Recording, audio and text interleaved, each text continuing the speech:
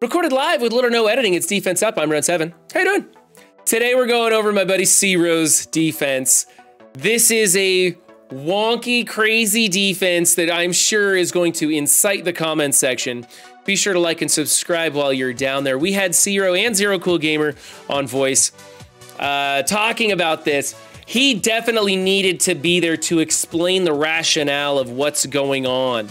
Now, keep in mind, Zero's, I think, something like 17 million, and he's all over the place on his Crucible leagues because Scopely keeps resetting him to 1,000 points, but he climbs right back up there to Diamond 2, Diamond 1, or something like that. Or is it Plat 1, Plat 2? I can't remember. Anyway, he's all over the place with the 17 mil roster that's really wonky built. As you can see, he has no interest in building up Dormammu, so he's throwing him in here in the Web Warriors for the revives, making this an efficiency suck. Now, team number one is actually pretty good. Keep in mind, Zero has everything he needs almost on offense to do the things that he wants to do. We'll talk about the almost when we get there. So this is everything that is left over in his really weirdly constructed roster with some pretty interesting ideas. May not work for everybody, but let's go through it. Revives for the Web Warrior team, hoping they're an efficiency suck. This could give them the longevity you need. It's definitely not going to stop anything anywhere, but it will cost your opponent some points. It's an interesting thing to do if you don't have the desire to build Dormammu, but happen to have him unlocked, kind of a niche position to be in. But I kind of like it. It's not wasting anything, not on his roster, so I'm not going to dock him for it. I do think a wider roster would have some better opportunities, but this is one of the many wonky fillers that we are going to see. So I'll go ahead and give this one an A. Of course, Dormammu should be a striker or a skirmisher once you get your big boy built up. But the rest of them, they're all healers. It's just trying to stay alive and dodge and revive and dodge and do that sort of thing.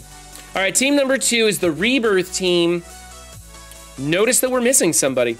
Bucky Barnes is not here. He's been replaced with Maria Hill. Maria Hill rejuvenates or heals or, you know, she does things when people block. And most of the members of this team block 187,000% of the time. They have really weird block stats. They're blocking all the things all the time. And so she's doing her thing. Now, the reason he swapped out Bucky instead of US Agent, because US Agent's the lackluster member of the team, is because he's using Bucky Barnes on offense. I'm sorry, I need to start calling him Winter Soldier because we do have a Bucky, don't we? So he's using Winter Soldier on offense with a Zemo comp for speed and power as a raider to crit and do damage. So he threw in Maria Hill in on this team. Again, another efficiency suck. It's not going to stop anything, but it's going to cost a lot of turns to get through, especially if people aren't paying attention and don't notice that Winter Soldier is out of here. So, yeah, 3 healers, skirmisher, and a raider. Looks pretty good. It's clever. I can give this one an A because it's not wasting anything. Team number 3, and here's where half the audience has a heart attack. He doesn't have the entire unlimited team built. In fact, 3 of the members are pretty low. So, we've got Rogue and Gambit in here as the powerful members. There is no 99 on the roster. It's unlocked, but it's not built. So, we have just Weaver. The MOE is kind of unfinished as well. So we've got Ultron in here, and then, of course, Emma. Here's how this works. Ultron and Rogue are fortifiers. When they use their ult, they spread a ton of positive effects down the chain. Positive effects going to Weaver and Gambit, who are kind of the damage dealers of this. Also, you've got Rogue taunting early, so it allows Ultron to do his things. And then, of course, you've got Emma getting the cleanses off of this team in case a Death Seed comes into it. Now, I am told by Zero himself that he has a long list of failed attempts into this team, and it is a pivotal point in his entire defense, and it all rests on this. Now, he does not have the ability to flex any one of the teams or tools that are being used in here, so it's not actually being wasted. Other people who have a full unlimited team might try them in 4. Other people who have a full MOE would use them on offense. Other people who have a 99 might try that in 5 with Eternals, you never know. But for Zero, this is a pivotal point. There's nothing actually done wrong here, but I don't recommend anybody else put Fortifier on their Rogue unless you're flush with ISOs. It's something to do for sure, but I don't think that is the best choice for anybody except for maybe Zero. I would like to see some proof of the failures. I'm sure Zero's probably going to DM those pics to me soon. But it's cool. I like it. It's new. I can give points for something inventive and creative because we don't see this kind of stuff. And if it's something you think you might want to try, it could work for you as well. A lot of people I know are building Kang without building the rest of the Masters of Evil, and they might have an Ultron left over. This is something you could try. For me, I think it's sketchy as heck, and I don't want to grade too heavy on this until I see the proof. I would normally give it less than an A, but it is pretty clever, and Zero assures me that this is the best he can do after he's used all of his offensive teams. So I'm going to go ahead and give him an A on this begrudgingly. Team number 4 is the Uncanny X-Men with some Secret Avengers. This is straight filler. This is kind of the best stuff that he's got left over after he does what he needs to do. Now, I think that Sam, maybe Sharon, might be part of a solution to Room 5, Weaver, and Eternals situations. So I don't really like this. I think we should look critically at what's going to work on offense in Room 5 and maybe reserve these guys. If Zero had a solution to Room 5 that didn't include any of these members, I would give him an A for this. However, at this time, I am very skeptical about this build. It doesn't really do anything. It's just what he's got and what threw in here. And it could still cause people some problems. But for the most part, it's not really a big deal.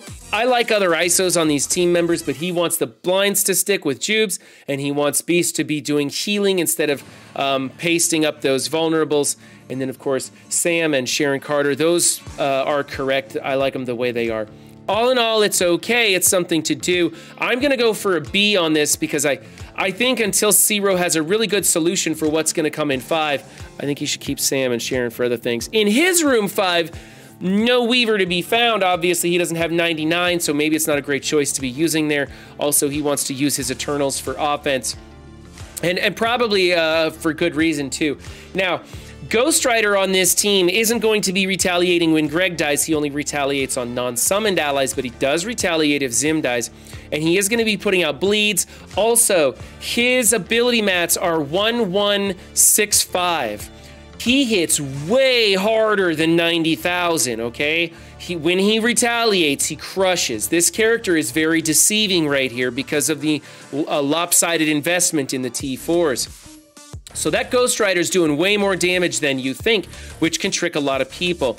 So people are going to be coming in here and they're going to want to try and either feed off of Zim and Greg, which would be a bad idea to start killing Zim, or they're going to try and kill Hela real fast and then Zim, and if you go that course, you're going to be taking it in the face from Ghost Rider.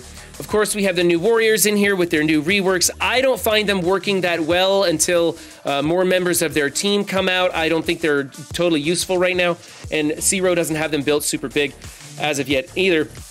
So again, kind of a filler defense. He's really hoping to bait someone into using their Eternals here and not elsewhere, because Eternals into Room 3 is kind of a thing that works pretty well, he says.